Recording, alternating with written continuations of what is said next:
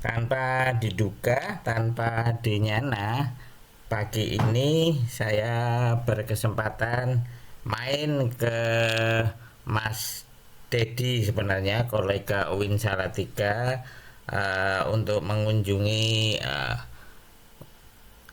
tempat dia memproduksi pohong keju atau ketela keju.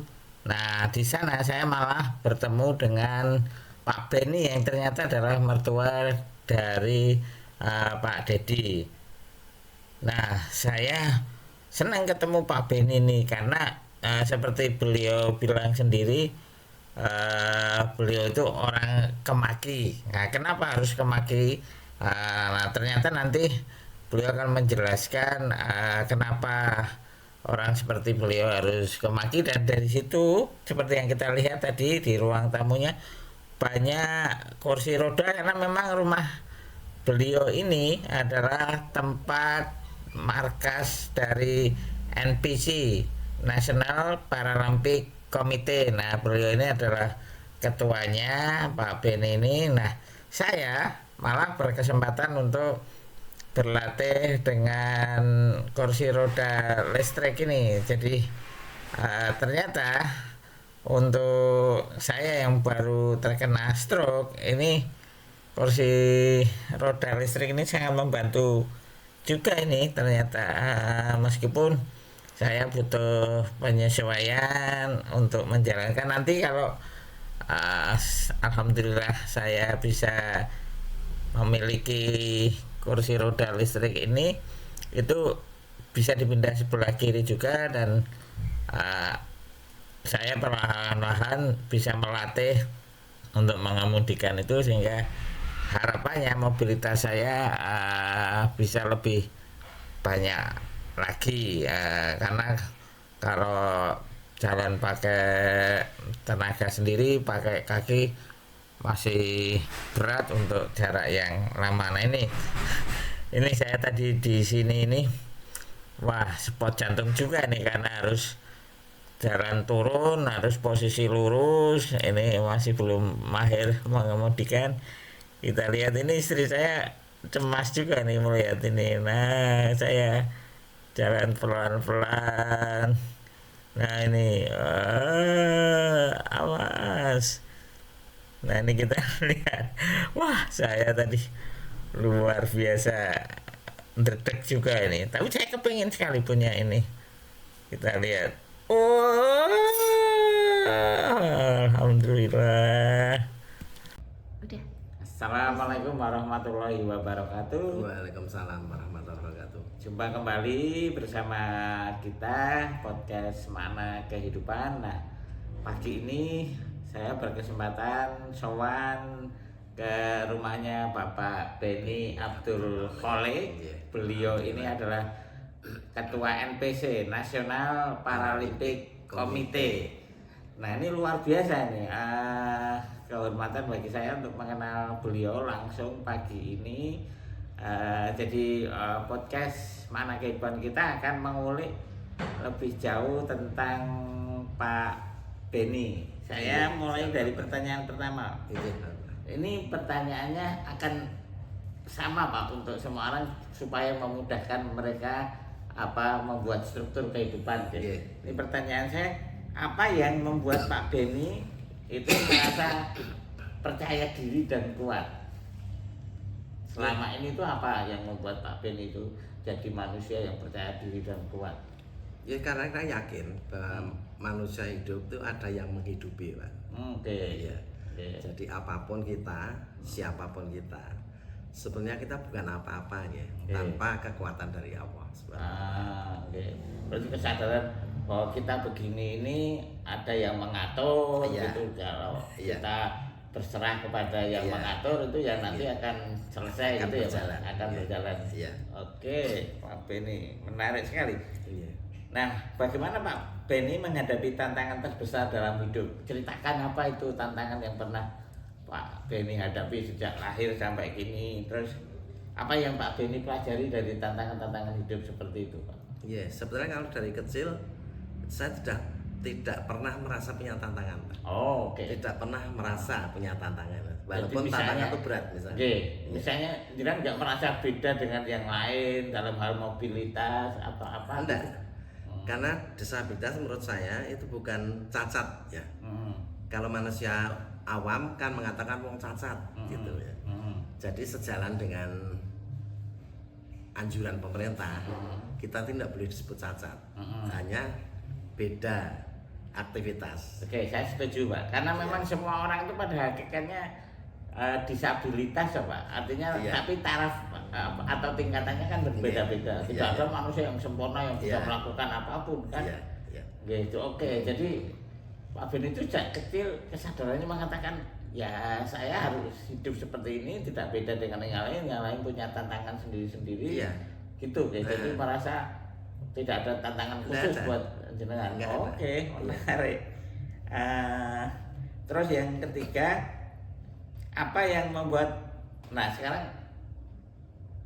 yang membuat Pak Beni itu katakanlah misalnya unggul dari yang lain, dan bagaimana Pak Beni itu merayakan atau menghormati keunggulan yang Pak Beni miliki itu. Misalnya kalau ada Pak Beni sejak kecil merasa aku hebat di bidang ini, mampu di bidang ini, gitu. Terus bagaimana mengupayakan supaya itu terus makin hebat itu? Yang memotivasi saya itu sebetulnya adalah pesan almarhum bapak saya. Apa itu Pak? Bapak saya itu seorang kiai dan juga kebetulan beliau tentara. Sehingga dua-duanya itu yang menggodok saya menjadi seperti sekarang. Nah maaf, ini tentara, menarik sekali. Biasanya kalau tentara itu kan pendidikannya kan disiplin, terus agak kenceng dengan anak-anak. Apalagi kalau punya anak yang berkebutuhan khusus dalam hal mobilitas itu, bagaimana Pak Beni yang tentara itu kok bisa langsung kemudian menyikapi berbeda gitu, gimana Pak? Setiap saya melakukan kesalahan diperlakukan sama oleh bapak saya. Misalnya Pak, misalkan saya salah gambar betul. Wah. Sampai jatuh, ya jatuh. Sampai gitu. ditangisi ibu saya. Terus yang bapak rasakan apa? Begitu kan, aku sudah gini. Saat itu saya kecewa ya sebetulnya. Kebangetan gitu ya.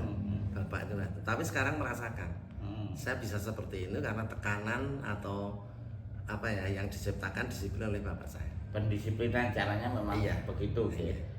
Jadi itu bukan penyiksaan tapi penegaan kedisiplinan.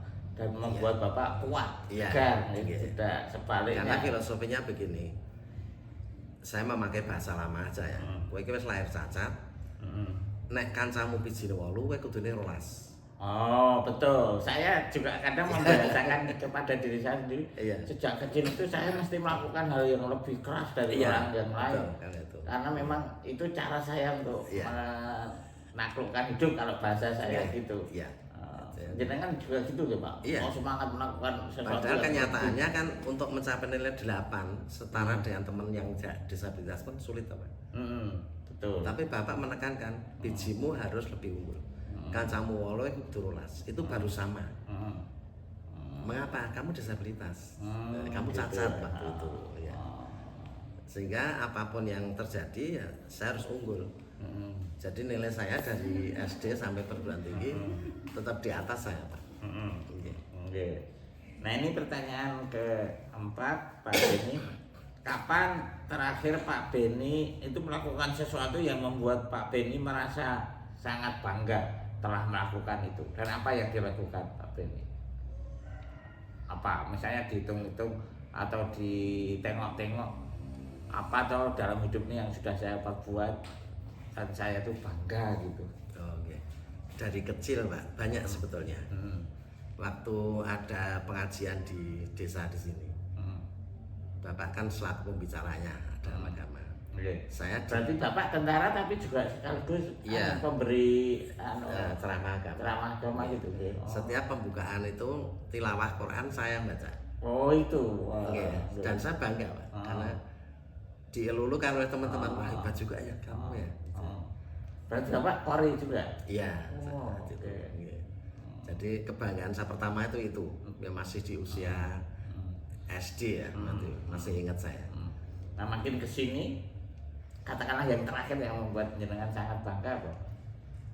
Bisa membawa NPC menjadi ranking 10 dari 35 kabupaten se-Jawa Tengah. Oke, Itu ranking kebanggaan 10 tersendiri. Iya. dari pertandingan 35 Paralimpik ya. 35 Se-Jawa Tengah. provinsi ya Pak, Iya, itu Pak. iya. Kalau kabupatennya kan malah ratusan Pak ya. 35 kabupaten kota. Oh 35 Se-Jawa Tengah. Oh se-Jawa Tengah. Iya. Iya. Iya. Itu luar biasa itu. Oke. Iya, jadi hampir setiap momen itu ada siapa yang membanggakan. Iya. Oke. Nah ini pertanyaan yang terakhir. Kalau Pak Beni itu bisa memberikan pesan kepada diri Pak Beni sendiri dulu waktu kecil, Iya. itu pesan apa yang Bapak akan berikan kepada Pak Beni kecil gitu?